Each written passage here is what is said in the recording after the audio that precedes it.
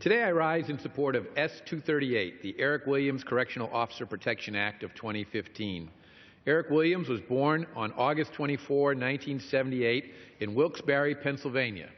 He was the son of Donald and Jean Williams.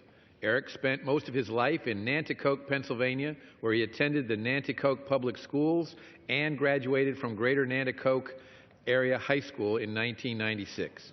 Eric was an avid soccer player and played youth soccer, was a member of the high school team, and continued playing in adult leagues. In addition to his love of soccer, Eric was an avid sportsman. He enjoyed hunting, fishing, and bowling.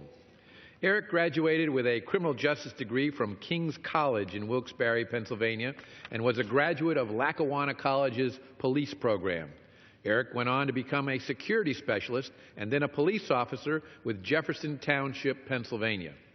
In September of 2011, Eric began his career as a corrections officer at the U.S. Penitentiary in Canaan.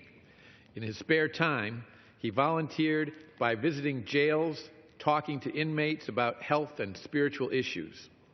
On the night of February 25, 2013, 3 years ago tomorrow, Eric was supervising more than 100 high-security inmates at the U.S. prison in Canaan. While making his rounds for nightly lockdown just before 10 p.m., inmate and gang member Jesse Kanui launched an unprovoked, brutal, and cowardly attack against Senior Officer Williams. Kanui knocked Eric down a staircase, fracturing his skull.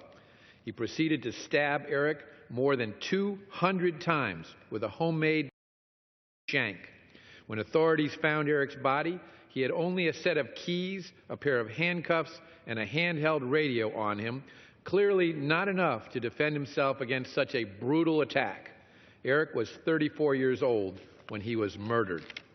The Eric Williams Correctional Officer Protection Act of 2015 will ensure that our brave corrections officers have the necessary equipment to properly defend themselves from this type of attack in the future.